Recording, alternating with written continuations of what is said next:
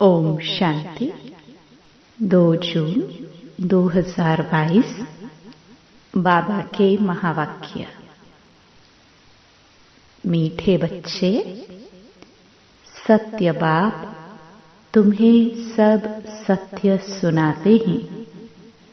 ऐसे सच्चे बाप से सदा सच्चे रहना है।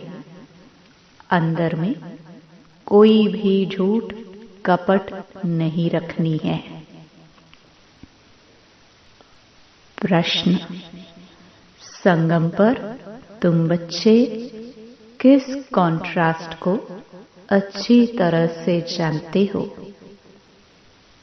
उत्तर: ब्राह्मण क्या करते और शूद्र क्या करते। ज्ञान मार्ग क्या है और भक्ति मार्ग क्या है। उस जिस्मानी सेना के लिए युद्ध का मैदान कौन सा है और हमारा युद्ध का मैदान कौन सा है। यह सब कॉन्ट्रास्ट तुम बच्चे ही जानते हो। सतयुग अथवा कलयुग में इस कॉन्ट्रास्ट को कोई नहीं जानते। गीत। माताओं माता, ओम शांति। यह है भारत माताओं की महिमा। जैसे परमपिता परमात्मा शिव की महिमा है, सिर्फ एक माता की महिमा तो चल ना सके, एक तो कुछ कर ना सके, जरूर सेना चाहिए। सेना बिगर काम कैसे चले। शिव बाबा है एक। वह एक ना हो तो माताएं भी ना हो, न बच्चे हो, न ब्रह्मा कुमार और कुमारियां हो। मेजॉरिटी माताओं की है, इसलिए माताओं को ही महिमा दी गई है। भारत माताएं जो शिव शक्ति गुप्त सेना है और अहिंसक हैं, कोई भी प्रकार की हिंसा नहीं करती है। हिंसा 2 प्रकार की होती है। एक है काम कटारी चलाना, दूसरा है गोली आदि चलाना, क्रोध करना, मारना आदि। इस समय जो भी जिस्मानी सेनाएं हैं, वह दोनों हिंसा करती हैं। आजकल बंदूक आदि चलाना माताओं को भी सिखाते हैं। वह है जिस्मानी सेना की माताएं और यह है रूहानी सेना के दैवी संप्रदाय वाली माताएं।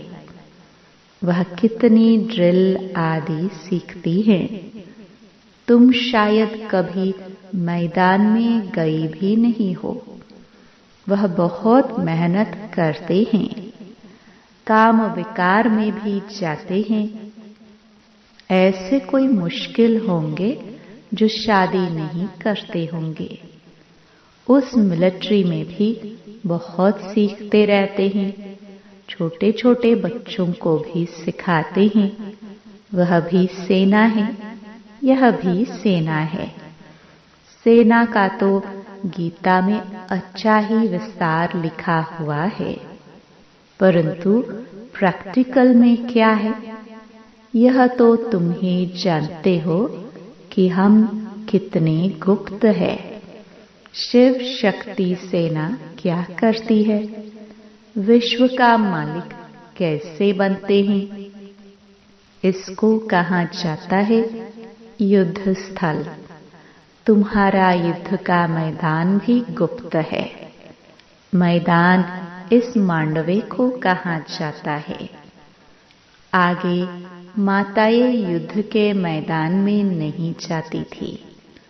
अभी यहाँ से पूरे भेंट होती है। दोनों सेनाओं में माताएं हैं। उनमें मेजॉरिटी पुरुषों की है, यहाँ मेजॉरिटी माताओं की है। कॉन्ट्रास्ट है ना। ज्ञान मार्ग और भक्ति मार्ग का। यह लास्ट कॉन्ट्रास्ट है। सतयुग में कॉन्ट्रास्ट की बात नहीं होती। बाबा आकर कॉन्ट्रास्ट बताते हैं। ब्राह्मण क्या करते और शूद्र क्या करते हैं, दोनों ही यहाँ युद्ध के मैदान में हैं। सतयुग व कलयुग की बात नहीं है, यह है संगम युग की बात। तुम पांडव संगम युगी हो, कौरव हैं कलयुगी। उन्होंने कलयुग का टाइम बहुत लंबा कर दिया है, इस कारण संगम का उन्हों को मालूम ही नहीं है। धीरे धीरे यह ज्ञान भी तुम्हारे द्वारा समझेंगे। तो एक माता की महिमा नहीं है, यह है शक्ति सेना। ऊंच से ऊंच एक भगवान है और तुम हूबहू कल्प पहले वाली सेना हो। इस भारत को दैवी राजस्थान बनाना यह तुम्हारा ही काम है। तुम जानते हो, पहले हम सूर्यवंशी थे, फिर चंद्रवंशी वैश्यवंशी बने, परंतु महिमा सूर्यवंशी की ही करेंगे। हम पुरुषार्थ ही ऐसा कर रहे हैं जो हम पहले सूर्यवंशी अर्थात स्वर्ग में आवे। सतयुग को स्वर्ग कहा जाता है, त्रेता को वास्तव में स्वर्ग नहीं कहा जाता है। कहते भी हैं फलाना स्वर्ग पधारा, ऐसे तो नहीं कहते फलाना त्रेता में राम सीता के राज्य में गया। भारतवासी जानते हैं कि वैकुंठ में श्री कृष्ण का राज्य था, परंतु श्री कृष्ण को द्वापर में ले गए हैं। मनुष्यों को सत्य का पता ही नहीं है। सत्य बताने वाला सतगुरु कोई उनको मिला ही नहीं है। तुमको मिला है, वह सब सच बताते हैं और सच्चा बनाते हैं। बच्चों को कहते हैं, बच्चे तुम कभी भी झूठ कपट नहीं करना, तुम्हारा कुछ भी छिपा नहीं रहेगा। जो जैसा कर्म करते हैं ऐसा पाते हैं। बाप अच्छे कर्म सिखलाते हैं। ईश्वर के पास कोई का विकर्म छिप नहीं सकता। कर्म भोग भी बहुत कड़ा होता है। भल तुम्हारा यह अंतिम जन्म है तो भी सजा तो खानी पड़ेगी, क्योंकि अनेक जन्मों का हिसाब किताब चुकतू होना है। बाबा ने समझाया है, काशी कलवट खाते हैं तो जब तक प्राण निकले तब तक भोगना भोगनी पड़ती है। बहुत कष्ट सहन करना पड़ता है। एक तो कर्म भोग बीमारी आदि का, दूसरा फिर विकर्मों की सजा। उस समय कुछ बोल नहीं सकते, चिल्लाते रहते हैं, त्राही त्राही करते हैं। पापात्माओं को यहाँ भी सजा वहाँ भी सजा मिलती है। सतयुग में पाप होता ही नहीं। न कोर्ट न मजिस्ट्रेट होते हैं, न गर्भ जेल की सजा होती है। वहाँ गर्भ महल होता है। दिखाते भी हैं पीपल के पत्ते पर कृष्ण अंगूठा चूसता हुआ आया, वह गर्भ महल की बात है। सतयुग में बच्चे बड़े आराम से पैदा होते हैं। आदि मध्य अंत सुख ही सुख है। इस दुनिया में आदि मध्य अंत दुख ही दुख है।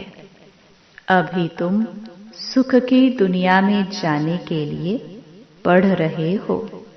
यह गुप्त सेना वृद्धि को पाती रहेगी। जितना जो बहुतों को रास्ता बताएंगे वह ऊंच पद पाएंगे। मेहनत करनी है याद की। बेहद का वर्षा जो मिला था वह सब गवाया है, अब फिर से पा रहे हैं। लौकिक बाप पारलौकिक बाप दोनों को याद करते हैं। सतयुग में एक लौकिक को याद करते, पारलौकिक को याद करने की जरूरत ही नहीं। वहाँ सुख ही सुख है। यह ज्ञान भी भारतवासियों के लिए है और धर्म वालों के लिए नहीं है, परंतु जो और धर्मों में कन्वर्ट हो गए हैं वह निकल आएंगे, आकर योग सीखेंगे। योग पर समझाने के लिए तुमको निमंत्रण मिलता है तो तैयारी करनी चाहिए। समझाना है, क्या तुम भारत का प्राचीन योग भूल गए हो? भगवान कहते हैं मन मना भव। परमपिता परमात्मा कहते हैं निराकारी बच्चों को कि मुझे याद करो तो तुम मेरे पास आएंगे। तुम आत्मा इन ऑर्गन से सुनती हो। मैं आत्मा इन ऑर्गन्स के आधार से सुनाता हूँ। मैं सबका बाप हूँ। मेरी महिमा सब गाते हैं। सर्वशक्तिमान, ज्ञान का सागर, सुख का सागर आदि आदि। यह भी टॉपिक अच्छी है। शिव परमात्मा की महिमा और कृष्ण की महिमा बताओ। अब जज करो कि गीता का भगवान कौन। यह जबरदस्त टॉपिक है। इस पर तुम्हें समझाना है। बोलो, हम जास्ती समय नहीं लेंगे। 1 मिनट दे तो भी ठीक है। भगवानुवाच मन मना भव। मामेकम याद करो तो स्वर्ग का वर्षा मिलेगा। यह किसने कहा? निराकार परमात्मा ने ब्रह्मा तन द्वारा ब्राह्मण बच्चों को कहा। इनको ही पांडव सेना भी कहते हैं। रूहानी यात्रा पर ले जाने के लिए तुम पंडे हो। बाबा निबंध ऐसे देते हैं, उनको फिर कैसे रिफाइन कर समझाए?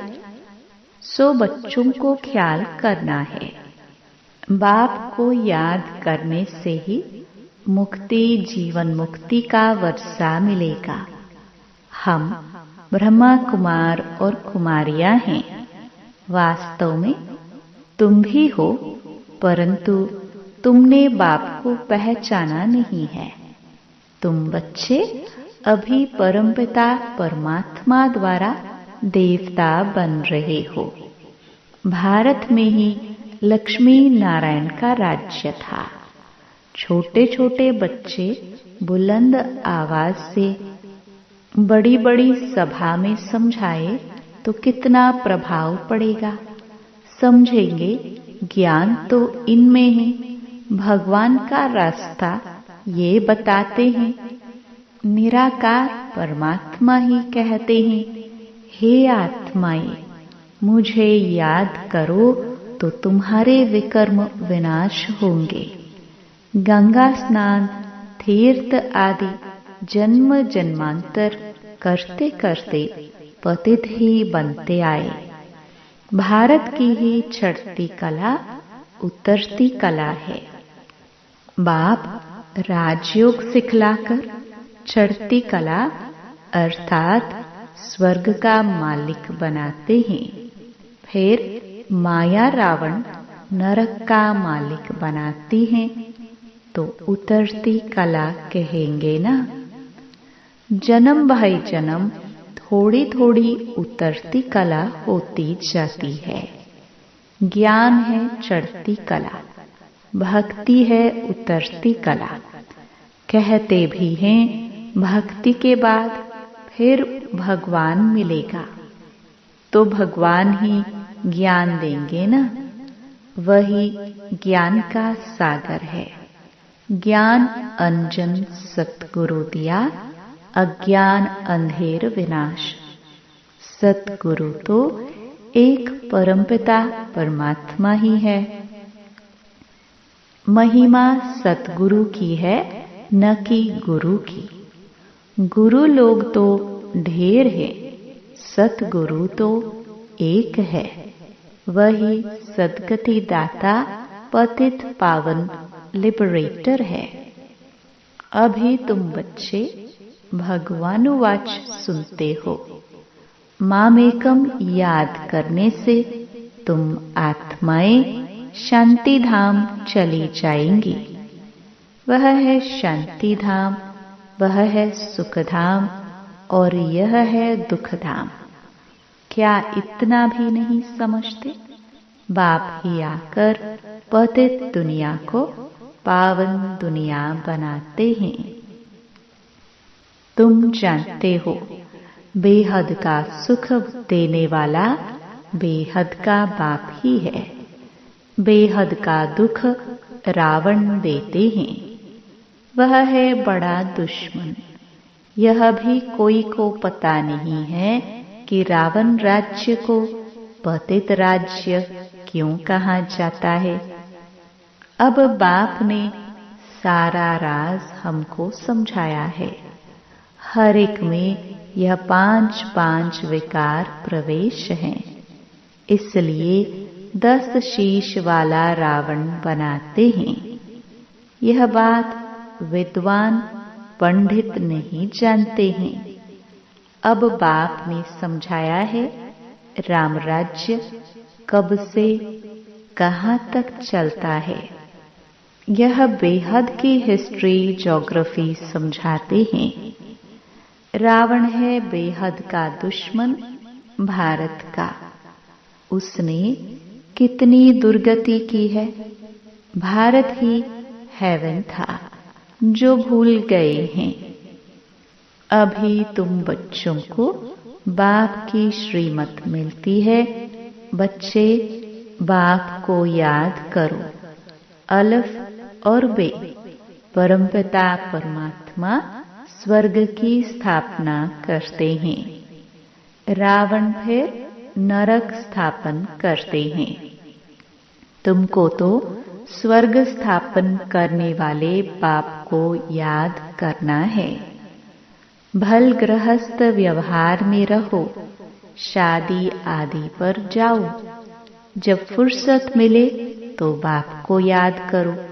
शरीर निर्वाह अर्थ कर्म करते हुए जिसके साथ तुम्हारी सगाई हुई है उसे याद करना है। जब तक उनके घर जाए तब तक भल तुम सब कर्तव्य करते हो, लेकिन बुद्धि से बाप को भूलो नहीं। अच्छा, मीठे मीठे सिखिलदे बच्चों प्रति माता पिता बाप दादा का याद प्यार और गुड मॉर्निंग। रूहानी बाप की रूहानी बच्चों को नमस्ते। धारणा के लिए मुख्य सार। पहला, सजाओं से छूटने के लिए अपने सब हिसाब किताब चुकतो करने हैं। सच्चे बाप से कुछ भी छिपाना नहीं है। झूठ कपट का त्याग करना है। याद की यात्रा में रहना है।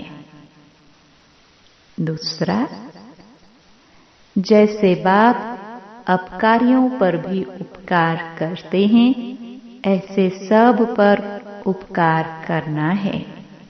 सबको बाप का सत्य परिचय देना है। वरदान। ईश्वरीय संस्कारों को कार्य में लगाकर सफल करने वाले सफलता मूर्त भव। जो बच्चे अपने ईश्वरीय संस्कारों को कार्य में लगाते हैं, उनके व्यर्थ संकल्प स्वतः खत्म हो जाते हैं। सफल करना माना बचाना या बढ़ाना। ऐसे नहीं पुराने संस्कार ही यूज करते रहो और ईश्वरीय संस्कारों को बुद्धि के लॉकर में रख दो। जैसे कईयों की आदत होती है अच्छी चीजें व पैसे बैंक अथवा अलमारियों में रखने की, पुरानी वस्तुओं से प्यार होता है, वही यूज करते रहते। यहाँ ऐसे नहीं करना। यहाँ तो मनसा से, वाणी से, शक्तिशाली वृत्ति से अपना सब कुछ सफल करो तो सफलता मूर्त बन जाएंगे। स्लोगन। बाप और मैं, यह छत्र छाया साथ है तो कोई भी विघ्न ठहर नहीं सकता। सभी ब्राह्मण बच्चों प्रति विशेष अटेंशन। परमात्म महावाक्य। एक बल एक भरोसा, अर्थात सदा निश्चय हो कि जो साकार की मुरली है वही मुरली है जो मधुबन से श्रीमत मिलती है, वही श्रीमत है। बाप सिवाय मधुबन के और कहीं मिल नहीं सकता। सदा एक बात की पढ़ाई में निश्चय हो। मधुबन से जो पढ़ाई का पाठ जाता वही पढ़ाई है, दूसरी कोई पढ़ाई नहीं। अगर कहाँ भोग आदि के समय संदेशी द्वारा बाबा का पाठ चलता है तो यह बिल्कुल रॉन्ग है, यह भी माया है। इसको एक बल एक भरोसा नहीं कहेंगे। मधुबन से जो मुरली आती है उस पर ध्यान दो नहीं तो और रास्ते पर चले जाएंगे। मधुबन में ही बाबा की मुरली चलती है, मधुबन में ही बाबा आते हैं। इसलिए हर एक बच्चा यह सावधानी रखे, नहीं तो माया धोखा दे देगी। ओम शांति।